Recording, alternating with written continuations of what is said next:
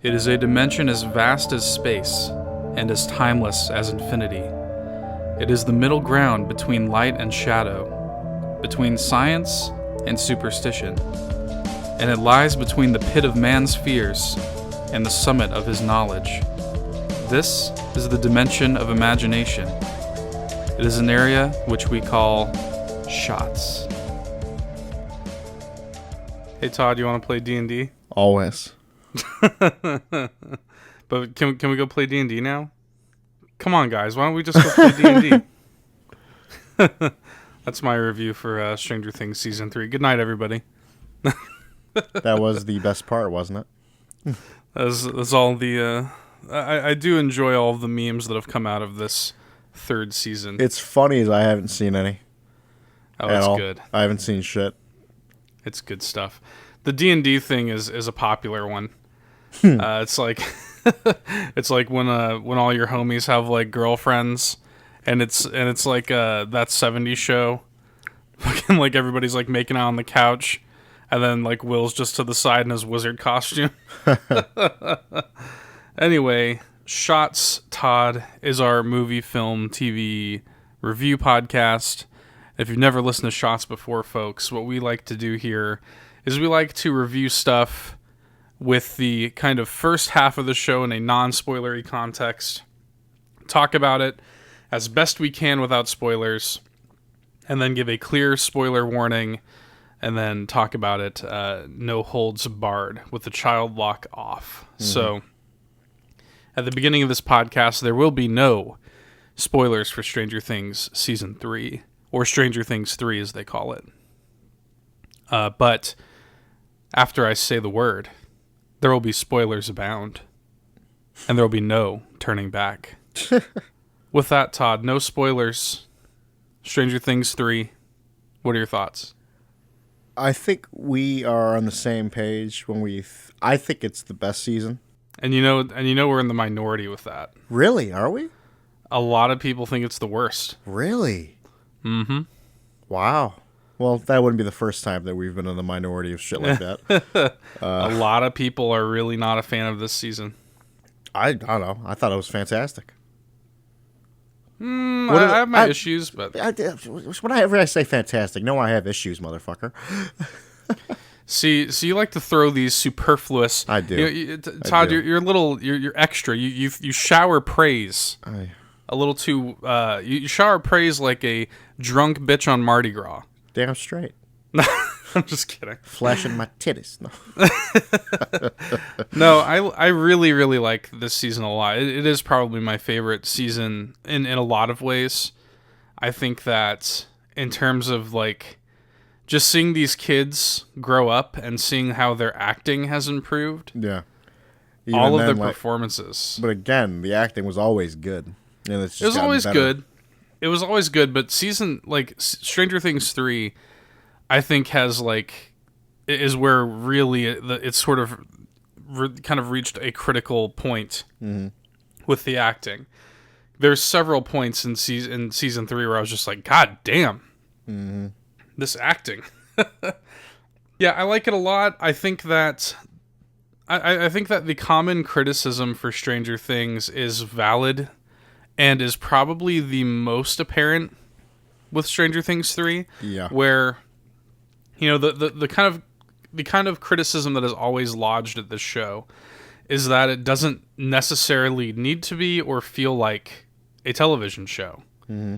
It just feels like an overly long movie broken up into and so much so that they don't even call it Season 3. They call it Stranger Things 3, as if it were a movie. Yeah. I mean, more than likely, that's how it's filmed, more than likely. It's filmed like it's a fucking movie. Yeah, it's basically just a very long movie. Yeah. And because of that, I think there's a lot of bullshit, right? There's a lot of fat. But it's good fat. Yeah, some of the fat is very good, and I'm okay with that. And then some of the fat is just kind of like, all right, I could have done with less of this fat. There's some stuff here where... not all of it is great. A lot of it could have been. I mean, so there's a moment, and I'm going to talk about this without spoiling it. where I mentioned to you as we were watching it, and we watched this season together. Normally we would binge it, but because of schedules and stuff, we watched this over like 3 sittings. And there was a moment where I was like, wow, so, you know, they handled this season the way that they've handled previous seasons, where they kind of split the characters off into pairings, into groups. And the episodes kind of jump between the different groups and sort of what they're doing and the ways that they eventually connect into the final couple of episodes.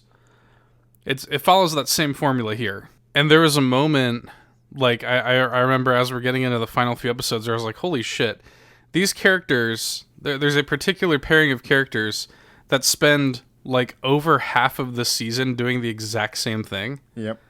Like, literally in the same place. And I was like, that's a little really superfluous. As much as I like what's happening, it's kind of my same complaint. I think back to the early seasons of The Walking Dead, where they spent like an entire season on that fucking farm. And it reminds me kind of like that, where I'm just like, ugh, can we, like, because this is stretched out over 8 episodes, you feel like this is just such an extended period of time focused on these things. Mm-hmm. That feels a little unnecessary, and I would sort of prefer it if Stranger Things was just like a 2.5 hour movie every few years. You could tell these stories in a movie easily. That's kind of my big complaint with it. But otherwise, yeah, I agree with you. I think that in a lot of ways this is the best season, easily better than season 2 anyway. Yeah. I mean, I've really enjoyed all 3 seasons in their own way, but I think that for me, I came out of this one feeling the most comfortable, I guess, in my Stranger Things fandom, where I was like, okay, they haven't lost steam yet. A lot of shows lose steam by this point. Well, apparently we're in the minority of that. Yeah, well, a lot, for me, like, what are the problems going to be spoilerish? No, I mean, not really. I mean, it's a lot of what I just said. I think your enjoyment of your mileage may vary. I think your enjoyment of this season is going to depend on your willingness to put up with this show's shit. And I'm completely fine with that, honestly. Like, it doesn't bother me. If your willingness to put up with like the kind of annoying elements of this show's formula, if you're in by this point, you're in, and if you're not, you're not. You know what I mean? Okay. I feel like if you can accept the fact that this is basically just an overly long movie, and if you can accept the fact that you're going to like elements of that and you're going to dislike elements of that. Like, on one hand, I really like the stuff going on, like when we get a lot of extra time to spend with like the Mike and Eleven stuff, and we get extra time to spend with like the character of Billy and what's going on with him in this season. Mm-hmm. Like, that's the kind of stuff that I really like. But then when we're getting like, the sort of like scenario I referenced earlier, where it's between like Steve and Dustin, and you're just spending so much fucking time with them kind of in the same area, it gets a little fatiguing. It's the same. I'm gonna be honest, like the scenes, if I have any issues with scenes, it's because I just don't care for their characters. Is Nancy and I straight don't remember the older brother's Jonathan. name. Is it Jonathan? Yeah. Yeah, and you get, again, it's like you get extra of everything when your show is 8 episodes, hour-long plus, episodes, and you're gonna like having extra of some of it, and you're gonna not like. It's like having like a big Thanksgiving plate, and it's like, oh great, I got like extra mashed potatoes, but fuck, I also got extra green, peas. But if you say green beans, I'll whoop your ass. I like green beans. Peas. I love green beans. I like how you tried to change that up a bit. I was like, I'll smack the shit out of you. Yeah, I was trying to think of like a Thanksgiving side that I don't like. Peas. I like a lot of sides. That's yeah. There's a lot of sides that I enjoy. But that's a tangent. Let's go. So it just seems you get a lot of stuff that you're gonna like and a lot of stuff that you're not gonna like. And as long as you can take the good with the bad, I think you can. I think there's a lot to like here. Like I said, I think the performances are better than they've ever been. One of the things that I pointed out to you as we were watching this was I really love how this season has this sort of like, it has this vibe of like this kind of gory horror kind of like. Yeah, it's actually disgusting. There's like parts of it, like it's just like multiple parts where we're like, oh, I don't like that. Like, it actually takes a turn for a disturbing gore porn kind of thing level. Like, it harkens back to these kind of like 80s practical effects horror movies that I love. And it's sort of, it definitely called to mind a lot of that Well, stuff. so yeah. I think when you first made that that point where we were watching it, I was like, I think I made the joke of like, that's a dying art form. It really is, and so it's kind of nice to have something feel like this. And that's sort of the best part about Stranger Things is the way that it references and pays homage to all of these old movies and TV shows. And I mean, there's several times watching these where I'm just like, oh yeah, I remember that from when I was a kid. Because as we're aging through this series, we're getting to the point where it's like, this takes place just like a couple years before I was born at this point. Mm-hmm. So we're getting to the place where it sort of feels connected to my childhood a little bit. And I really like all these references, and sort of there's a shot towards the end in the last episode where I was like, that's like a dead ass, almost a complete tip of the hat to Jurassic Park. Yeah. There's little things like that. There's shots that call to mind like Red Dawn, and the Thing references are overt, not even just in dialogue, but in the set design and stuff. And it's nice. I like that kind of stuff. I do want to shout out some new characters that I really liked. Mm-hmm. My standouts are definitely Robin, played by Maya Hawke, which you brought to my attention. Yep. As we were watching it, the daughter of Uma Thurman and Ethan Hawke. And she is, I said it before. She's awesome in it. I love her in this. Yeah. She's great. And what's funny? I saw somebody throw around something on Reddit that I am totally behind. They're like, I would love it if in like the third Spider-Man movie she plays Gwen Stacy. Oh. Like, I would love to see her play Gwen Stacy. Yeah. She has this sort of like girl next door, kind of quiet, nerdy, but also kind of funny and boisterous. Like, she has a good range. Mm-hmm. I like her a lot. And she kind of has like this kind of vulnerability to her. She's got these kind of big doughy eyes, and she's cute, but she's not like sexualized. I really like her a lot. Mm-hmm. I'll talk about it more in the spoiler section, but there is a plot revelation about her character that really actually annoyed the shit out of me. Yeah. I'll talk about that more in the spoiler section, but other than that, she was definitely a standout character for me. I would be remiss not to mention Erica, another standout character. And I mean, she was standout even in season 2, though. It's just now we got more of her. Well, she's always been a funny bit character, but now she's actually a pretty major character in Stranger Things 3, and she's wonderful. I mean, like, every time she opens her mouth, it's fucking gold. Yep. She's great. She's hilarious. Like, she has this sort of like, just every time she opens her mouth, she's always saying something hilarious, and she just has this like look of like rage on her face. She's never saying anything happy. Everything that comes out of her mouth is to berate somebody. It's just it's sass. She's like a young like Aubrey Plaza or something. Just fucking everything is sass and shit talk. I love it. She's great. And has some of the best dialogue in the whole season. Mm-hmm. If I had to talk about like, and obviously we have to mention the character of Alexei. Oh. Who is essentially, I mean, he talks, but he's almost like, you could almost think of him as like a mime almost. Like he feels like he's almost just like a silent protagonist a little bit. Yeah, because his real voice comes from the character of Murray. Right. Who ends up being his translator. Right. So that's another sort of wrinkle to all of this that I'll talk about more in the spoiler section. I don't really want to get into the sort of like kind of those elements of the plot. Yeah. Because I think that was not made clear before release. So I'll save that for the spoiler section. But yeah, I'll say that this character, Alexei, does not speak English. And so, yeah, there has to be a translator. And so, yeah, because of that, he sort of feels like this kind of just puppy dog. Mm-hmm. And he's just kind of cute and he's just a wholesome good boy. And he's totally like the Bob of this season. You know, he's already the fan favorite of this season. Mm-hmm. It's just one of those precious characters that must be protected at all costs. He's definitely a standout. Is there anybody that you think fell kind of flat for you this season?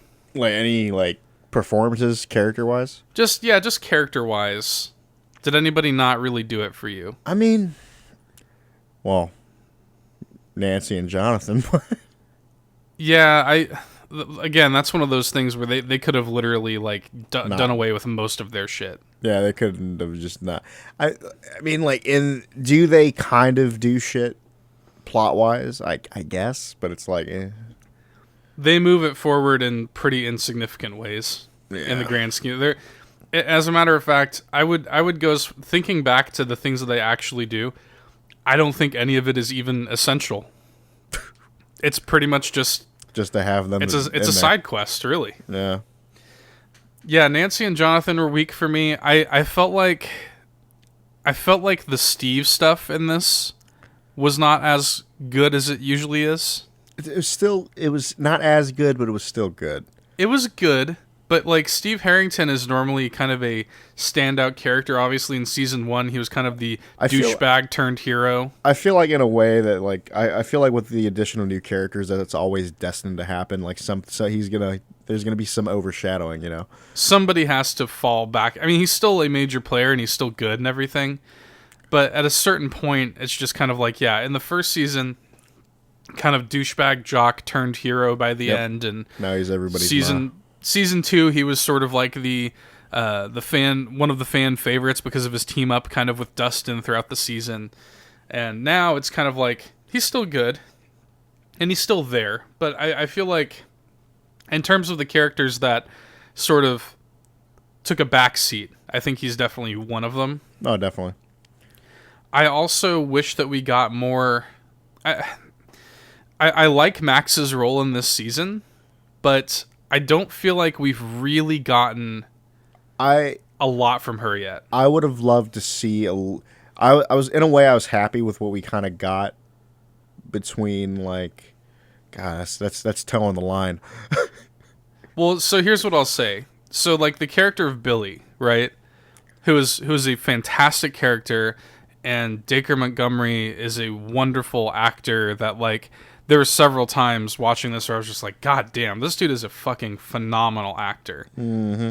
And, you know, he's an antagonistic role, just, you know, he was in season 2 also. But, like, I almost wish that we had gotten, like, there's a turn that the character takes literally from, like, episode 1 of this season.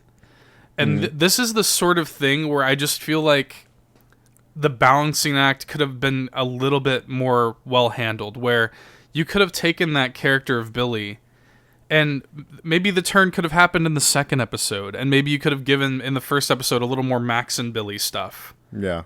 You know, like, it just, things could have shifted around in a different way, where the show just feels a little too fat. You could have trimmed some stuff up and moved some stuff around and made a more economical show. But, again, I still really like the stuff we got.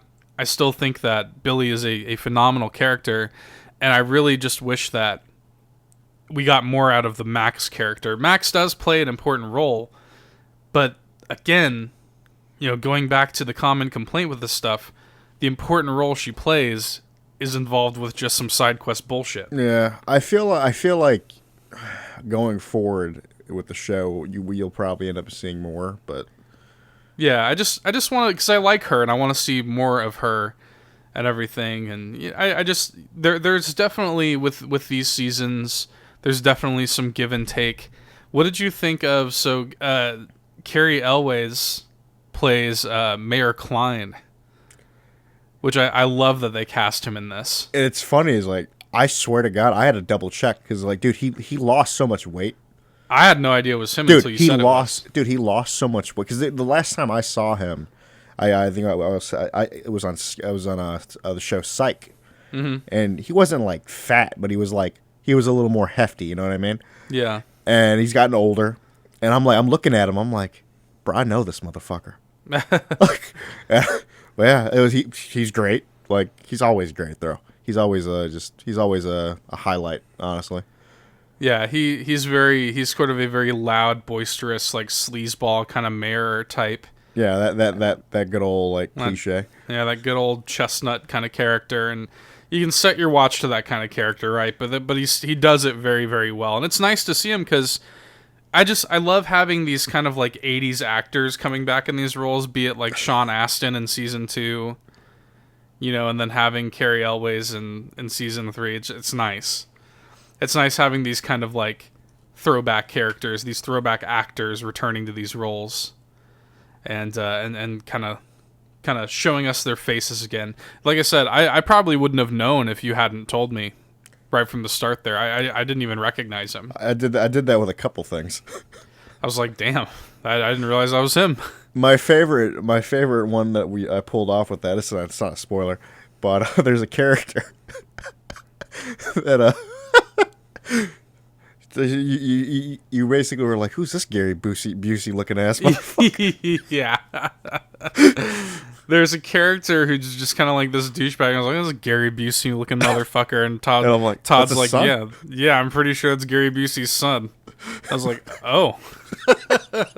Sure enough, that's Jake Busey. Whatever his name is. Shit, that's Jake. It's the teeth, dude. You can tell in the teeth. It's the whole smile. And it's funny as again, I recognized him from multiple things. I remember him from the movie The Frighteners. But yeah, which you were appalled that I haven't seen. Never seen The Frighteners? What the fuck? I was like, I've never even heard of the fucking Frighteners. But yeah, so that was a fun. There's a lot of fun little moments, fun characters. It's a good season. I feel like I've said pretty much all I can say though without moving into spoilers. Yeah. I feel like we've gotten a good amount of content without spoilers. I feel like we should move into that zone now. So, folks, clear spoiler break, spoiler warning. If you have not watched Stranger Things 3, go and do so. I think Todd and I both recommend it if you're a fan of the show. Mm-hmm. Has its problems. It's a little bit bloated. But you know what? Stranger Things is always a little bit bloated. So if you're on board, you're on board. And if you're not on board, you're not on board. That's fine. So yeah, I think turn back now. The gloves are now off. Let's get into spoilers. I feel like I want to start the spoiler section by talking about Billy. Yes, that's kind of where I was gonna go first. Because I love him so much in this season. I'm gonna say this. And I said it I think multiple times as we were watching it. I don't think without how do you pronounce his name? Dacre Montgomery. Yeah, that's the American way of pronouncing it. I actually watched an interview with him where he was asked that. Yeah, because it's like his whole thing is like he's been talking about like the R. Yes, because it's so the acre part is pronounced like acre, and if you're in the UK you would say acre, but in in America we say acre. So for us it would be Dacre Montgomery. I don't think like the character of Billy would have. Dacre Montgomery, dude, he fucking killed it this season. Mm-hmm. Like, holy shit. To look pained and, like, just, like, sad about what, like, the whole, like, I guess we can backtrack, like, what the hell his whole thing is in this season, is he's, like, the primary host of the Mind Flayer. Yeah. And it's just to look just completely just hurt by the whole thing, and it's just, Yeah, that scene between him and Elle is like my favorite scene in the entire season. Mm-hmm. Where he's like he's like kind of threatening to her, but you can see that Billy is still in there and does not want to be doing this. I mean, Billy as a character, he is that like that cliche like that the whole he's a bully, but he was bullied, That's bullies create bullies. Yeah, he's got this. I mean, he's got this sort of like, and we get into his backstory a little bit more. It's very simple. It's just the sort of like look like his mom like abandoned ship because of the abusive dad, and then like his lifetime of abuse from his father and stuff like that. Well, I feel like that at that point it's gonna pick up because he's just gonna take out well, my wife's gonna leave me. Let me just check it out on the fucking kid that she left. Get even worse. Yeah, And it's like I feel like I was actually watching some scenes like from season 2 with Billy, and there's a scene. It's like I think Billy's the type of character that's just kind of just wanted to be loved in a way, right. and it's just like I think there's a scene like between like it's like the parents and Max, and like like just a simple act of just like kind of like putting a hand on the face and shit, Right. you know. Well, and that sort of stuff. I mean, that comes out again. It's a tale as old as time, where these these kids with these like fucked up sort of upbringings, the only wanting to be loved, that comes out with him sort of like, they play up like the sexual aspect of Billy a little bit, where he's. I mean, why do you think he's going after MILFs? He's got mommy issues. Mm-hmm. It's the wanting to be loved by a mother. Yep. And that comes out in a dark sexual way.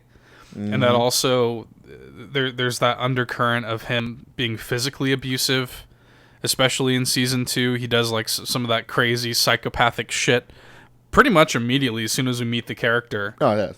In season 2. I think that's the point. Like they wanted you. It's like hate him in season 2, and like by the end of season 3, you're just like pouring out for the homie. Yeah, by the end of season 3 here, I mean, we just have an understanding, and it's a simple character. They don't go too many places with Billy because there's not too many places to go with Billy. He's not the kind of character. He does have his little redemption, but he's not the kind of character that can go on being redeemed. Yeah. Like, he could not have survived this season. No, he's too fucked up of a character. What like I made the joke. I'm like, was he just going to join the gang? Like, yeah, like that's not going to happen. He's done too much. He's seen too much. He's too far gone. Yeah. And even though he can have that moment of redemption and forgiveness, it's a great moment too. Like, he can have that, and he can redeem himself at the end, but he can't come back. And again, there was still like that moment between him and Max where he's straight out. It was his final words were like, "I'm sorry," And that was the most that she was ever going to get. Yep. And him to hear him say that is a big deal. Yeah. But just the entire season, we're seeing the conflict of like what Billy actually wants to do, as opposed to the Mind Flayer controlling him. Mm-hmm. And you just see, especially in that scene we were talking about with him and Elle, where he's just there's like tears rolling down his face, but he's still, as an actor, Dacre Montgomery is still looking intimidating and animalistic, while at the same time looking vulnerable and sad and scared. And it's like, it's impressive.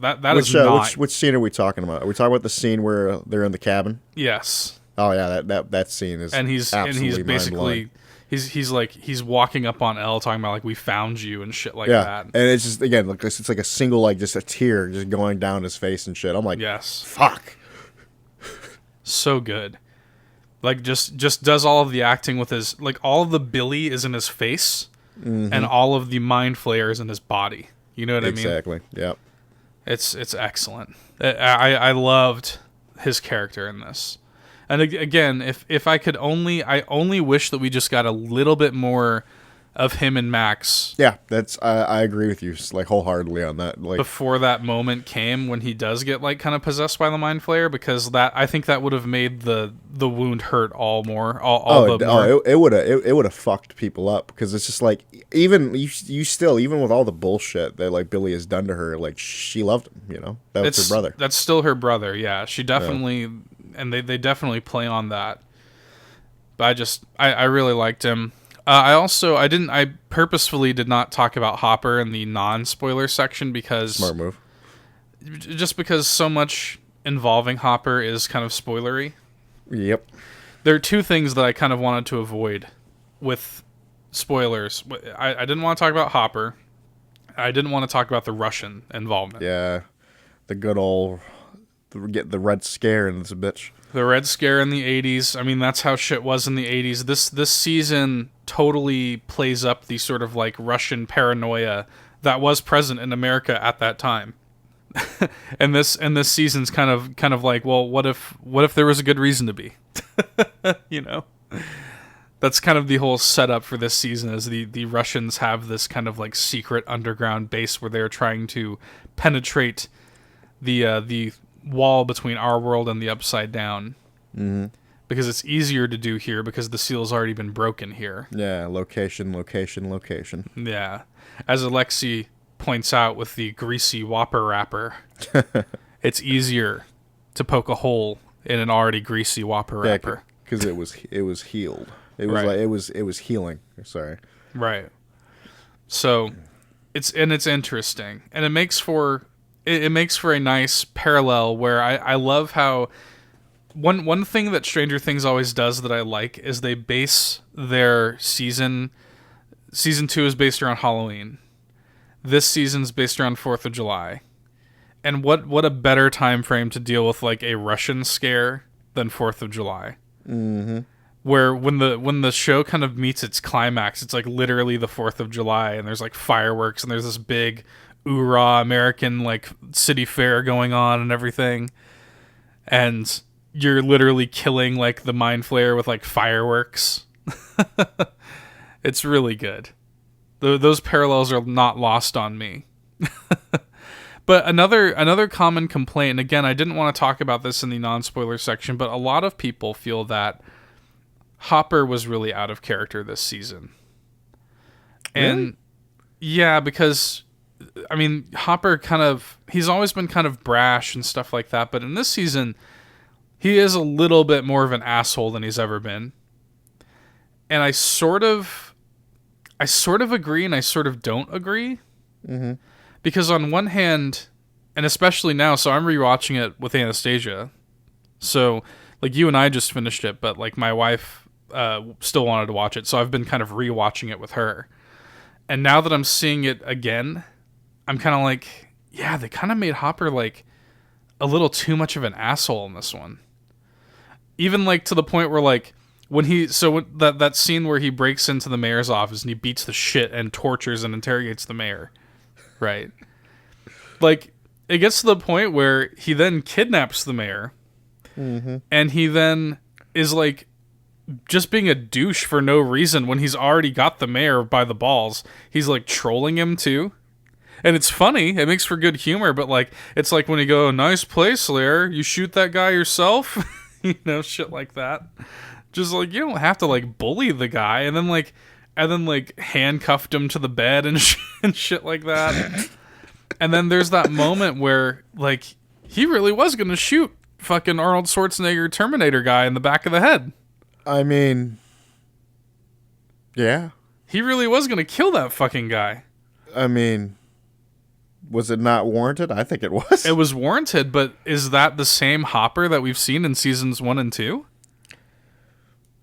Now, my argument for that, and I think that it's valid for people to say they don't feel like they really recognize Hopper in this season. My argument for that is, look at what he's been through. That's my thing. I'm like, this isn't the Sam Hopper from season 1 and 2. This is the Hopper that's lived through season 1 and 2.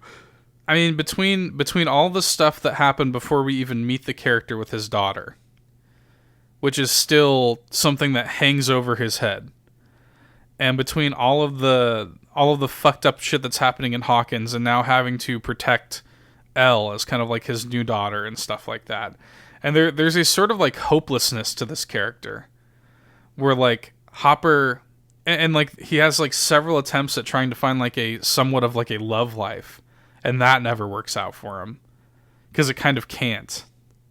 And the character feels like a paper bag floating through the wind. He never truly finds stable footing, and the closest he ever gets to that is with Elle. You know, the closest Hopper ever gets to a stable sense of normalcy is when Elle comes into his life. That's it. So when you take that character and you pick him back up over the course of these few years, it's like, yeah, he's a little more unhinged. He's a little more fucking unhinged. I think it kind of makes sense. So I mean, I personally, again, I didn't have problems with Hopper this season. I didn't super have an issue with it too. There are a lot of people who do, but I think that you just need to kind of see the forest from the trees a little bit with Hopper, and you sort of have to get into his head a little bit and think about where he's coming from. I mean, that was always my mentality. I'm like, dude, like, shit's crazy. So when we get to the last episode with Hopper, and I called this as it was happening because... Oh my god, dude, the writer in you fucking like... Because I saw it happening. So, so Hopper has always worn his daughter Sarah's hair tie throughout the entirety of the series. He usually wears it on his wrist. It's popped up in a few places. Sometimes you see him playing with it and stuff like that, but normally it's just on his wrist. And there are times throughout this season where he passes it off to Elle several times. Mm-hmm. And we get to the last episode, the last couple of episodes, and it's back on Hopper. And they're holding hands for what we now know will be the last time. But kind of Elle's hand kind of goes between his and the bracelet. And they're holding hands with the bracelet kind of wrapped around their hands. And then when Hopper pulls away, the bracelet is now on Elle's wrist. When I noticed that at that moment, I was like, well, he's gone. But is he? Well, yeah, it seems like he probably isn't, but for all intents and purposes, from what we know right now, that they did that.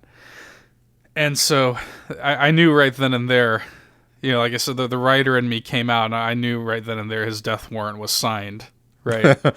that is what we call a death flag. Yeah. Well, and then they had all these little moments where he was like, he made the date with Joyce, and I was like, well, that's another sign right there. That's a common trope. Popping them death flags. Popping them death flags. Making appointments that they'll never meet and stuff like that. So that all happens. And then they have this sort of, they have another kind of like common storytelling chestnut where Joyce, as they're moving out of the house, she finds the note the Hopper has in his kind of shirt pocket, and there's all of that. So that was a good moment. That was a great moment. Narration. I love that moment. It's a great moment. Has like the montage of like them helping him move out to it and shit. Because it illustrates what I was talking about earlier, where it's not good enough for him to just regurgitate some bullshit. He's not that kind of guy. He won't plant his feet on that field. But when he sits down for a second and he really actually thinks about it, he writes something that is kind of heartfelt and makes sense to talk to his daughter about. Mm-hmm. So, anyway, all of that stuff aside, I wanted to talk about the thing that I hinted at in the non-spoilery section that annoyed me. So, there's a few moments where they hint at Robin's got like a crush on Steve, right? Yeah. And they even go as far as to have this kind of like confessional moment where they both are under the influence of truth serum that the Russians have given them as they're interrogating them and torturing them and shit like that. And they have this moment where she's got like tears in her eyes and she's talking, I was obsessed with you and you didn't even know my name, blah, blah, blah. And it's pretty predatory to the viewer to be like, okay, so like Robin had, so we see where this is going. Robin had a crush on Steve and Steve never even recognized her because he was like a popular jock at that time, blah, blah, blah. Mm-hmm. And then as we get deeper into it, they have another moment in the bathroom where Steve's like, okay, yeah, like I actually have grown to kind of develop feelings for you, Robin. She's like, oh, well, I'm a lesbian. Yeah. I'm like, wait, what? I don't take issue with the character being a lesbian. It's how they handled that. That doesn't bother me. It's how they handled that moment of like, wait a minute, there was no indication until this point that she was actually, you think I was obsessed with you because I had a crush on you? No, it's like, I think the only indication is like she brought up the girl. Yeah, she did. She did bring up the girl in that first thing, and that was about it, honestly. But even the way she said it, she was like, "Oh, and you were always talking to Miss So-and-so or whatever her name was. It's like, I don't even remember either. But And then it's like, that's how little of an impact that makes, because again, they're playing it up like, oh, it's because you were talking to her rather than me. Speaking of gay characters, is them trying to make Will gay a thing? No, in fact, Noah Schnapp has already commented on that. Did he confirm that? He said that he's sort of like, it's ambiguous, but he doesn't feel like Will's gay, because that's what I was like. That's what I'm saying. Like, it was just like, apparently, even like, I think like Finn Wolfhard even like made like a comment of like, there was like multiple versions of that scene. Right. Well, the idea of Will sort of throughout this entire season is that he's not like, he never had a chance to grow up as fast as the other kids. Yeah. Because he was in the Upside Down and all this. So this whole season is about him kind of learning to put away childish things and to put his D&D and his D&D box set in the donation box, and that's sort of for Erica. Yeah, that's sort of the cumulative moment for that character of like, I'm putting away my childish shit. Yeah. And I'm moving on. When Mike says to him, oh, just because you don't like girls, doesn't mean like, oh, because you like dick instead. That's not what it means. Oh, Lord knows that's what people wanted. That's not what that means. It means because you have not grown as we have to like girls yet. Well, that's the thing. One of the other versions of the scenes was you don't like girls yet. Right. It's just like, but honestly, I probably would have. The way that line was read sounds better the way they did it. If he said you don't like girls yet, that would have come off as a kind of condescending sort of thing, because like that would go against another sort of thing that they try to touch on with like Lucas and Mike are both like, oh no, like we're still down to play D&D. It was a good campaign, blah blah blah. Like they're still trying to sort of like feed that inner child a little bit, while acknowledging that they're growing up. So if Mike had said you don't like girls yet, that would have placed Mike on a pedestal above Will, right? So they had to kind of go for that. But the unfortunate side effect is now people are like, well, that means Will's gay. that's all I was seeing. Everybody on the internet was like, people are Will's just gay. They're so ready to pull the gay trigger, aren't they? I swear. That's I just the lesbian thing, I'm fine with Robin being a lesbian. I just think that it was poorly handled. Another thing that I think was poorly handled in this series, and this season rather, was that they try to, for the first maybe 2 or 3 episodes, they try to comment on what it's like to be a working woman in the 80s. Yes. Right. That's one of the Nancy and Jonathan like whole scenes. One of the Nancy kind of things where it's like they try to comment on like what it's like to be a woman working and stuff. Yeah, and she's trying to have, she's like giving them these ideas. They're like, ha, dumb bitch, basically. Yeah, oh, good going, Nancy Drew. Now make me a sandwich, basically. Yeah. And it's like, again, it's just half baked. Like, it's completely half baked. They go nowhere with it. Yeah, it's just here. This is what people dealt with, type of shit. It's like, let's comment on that. Well, and the thing about it is people still deal with that. Yeah. And I understand the cultural relevancy of like it does suck to be a woman, and it's not as bad now as it was, but it's still not where it needs to be. And I respect wanting to comment on that, but if you're gonna say something, fucking say something. That don't should just like fucking sit there and whisper it. Yeah, because like that's sort of, they could have gone a completely different tact with this, where they could have. So there's this whole thread where it's hinted at a couple of times by Hopper. He's like, hey, like fucking Detective Joyce, basically, you should join the Force. How cool would it have been if they pulled that thread? If rather than moving away, Joyce takes Hopper's place. That would have been cool. I mean, that would have been a cool bow to tie on the whole women working thing, but they're not going that route. Yeah, because I think the only way, like the way in the show, the only way she technically would have stayed is if Hopper was alive. Right. So that annoys me too.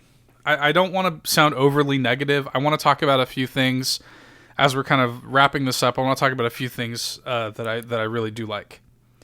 We got to talk about the fact that they're finally leaning into the fact that Gaten Matarazzo has the voice of an angel, and we finally get to hear him sing in the show. Let's talk about the greatest scene in the series. Now, as a scene, it's a little bit like, I love the scene. It's hilarious. It's a little bit like, really? But I love it. It worked. It worked so much because it's just like everybody's just like, what the fuck? Yeah, everybody's as confused as the viewer. But the second he starts singing it, I was like, oh no. Oh yes. It's funny. It's exactly. It's like, oh no. Oh no. Oh, never mind. This is good.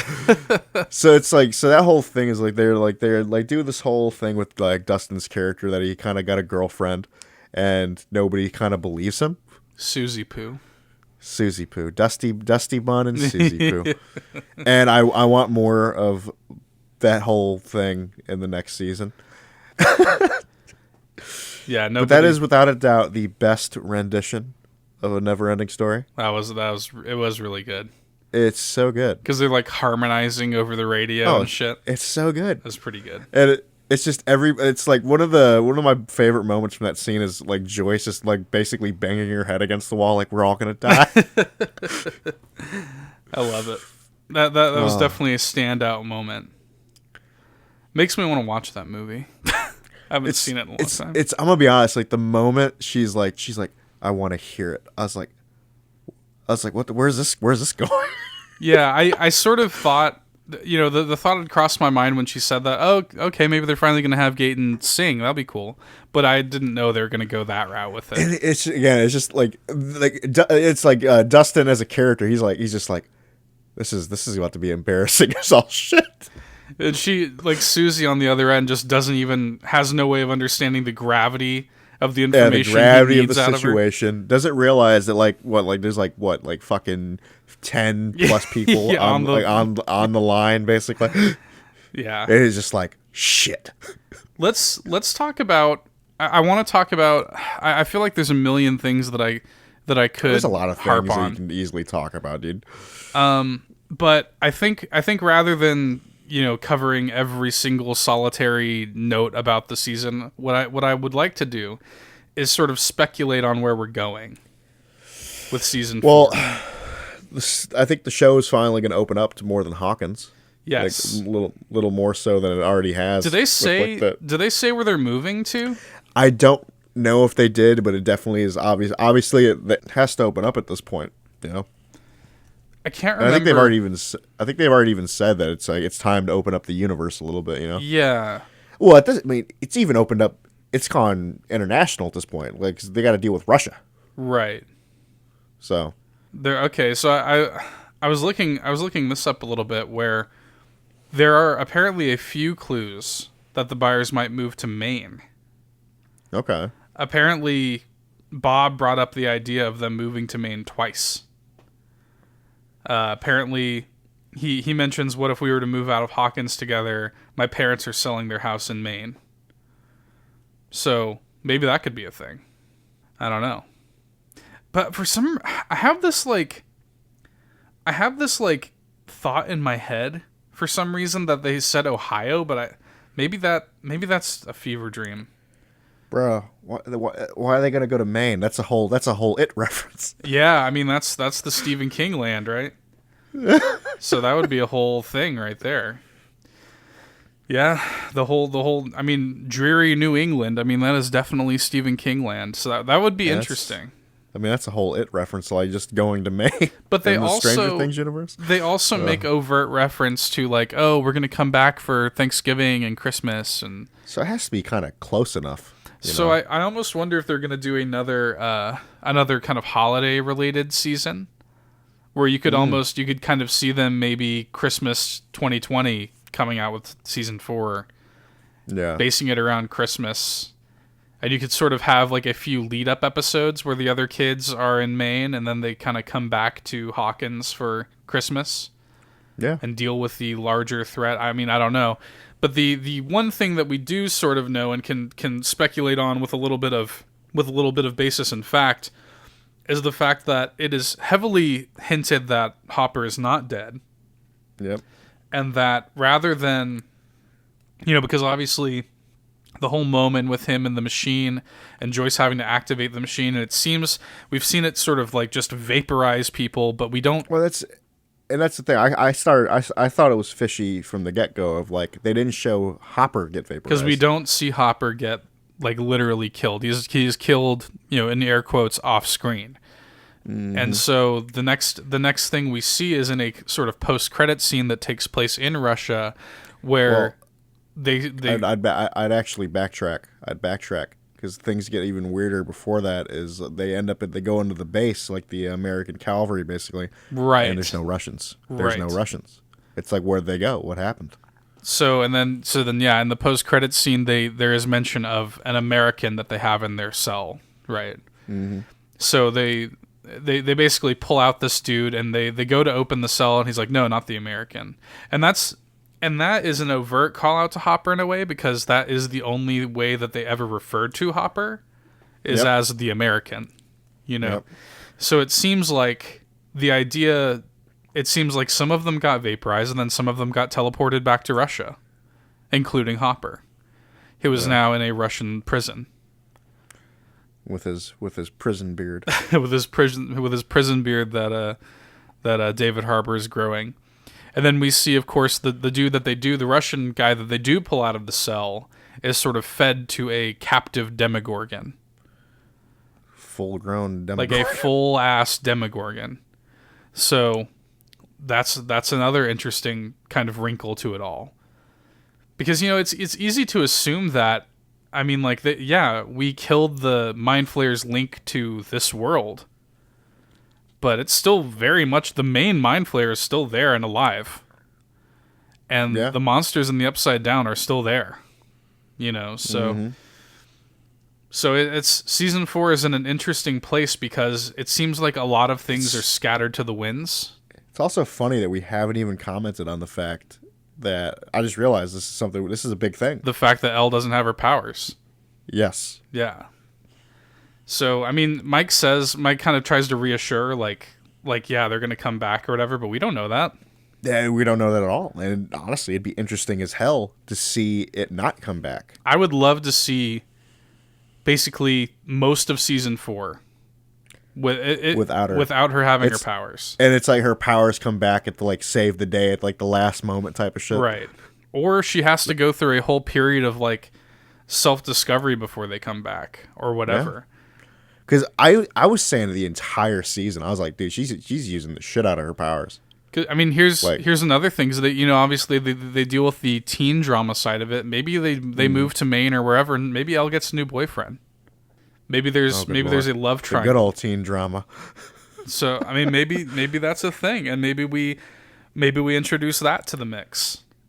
There's it's sort of like scary in a way, like now that they've had 3 seasons that were all in Hawkins with this core group of characters.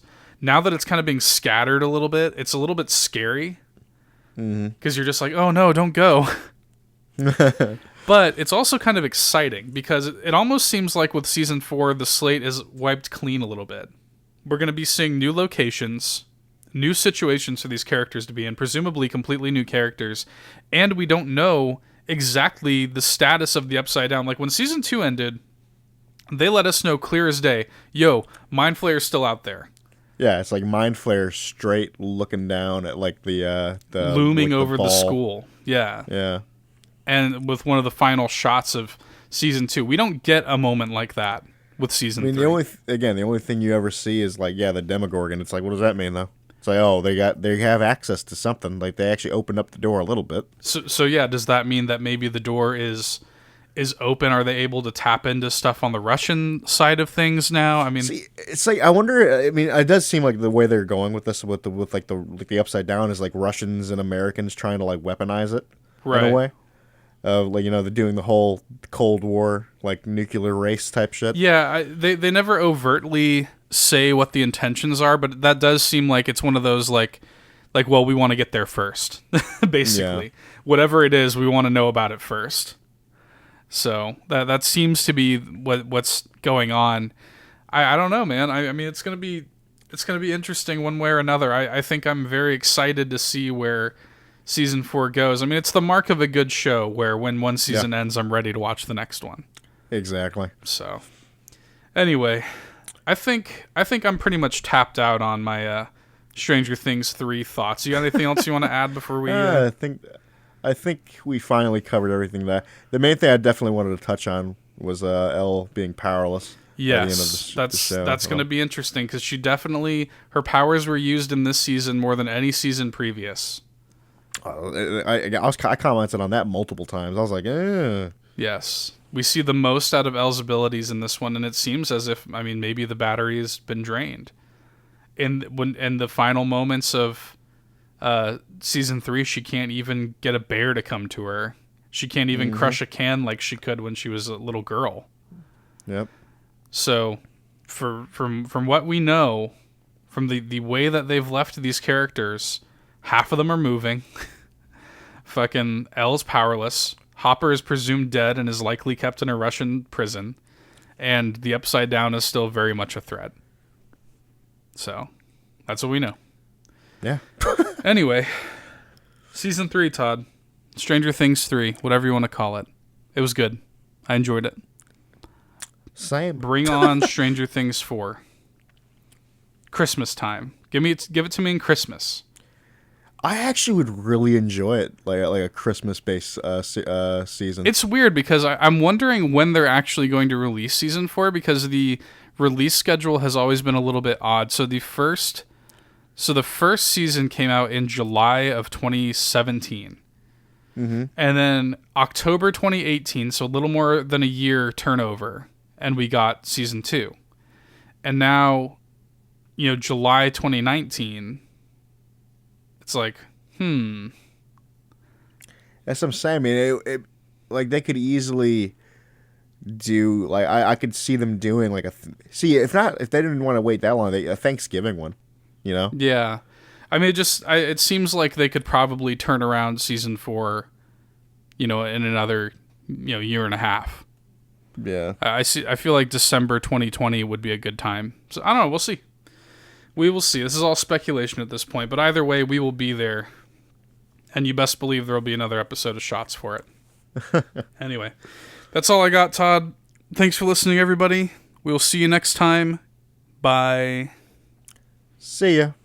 Hey there, thanks for checking out another fantastic Nerd Bourbon video. If you like what you saw and you want to see more, be sure to go ahead and subscribe, leave us a like, drop us a nice comment, or I guess a mean one if that's your prerogative. But until next time, get dunked on.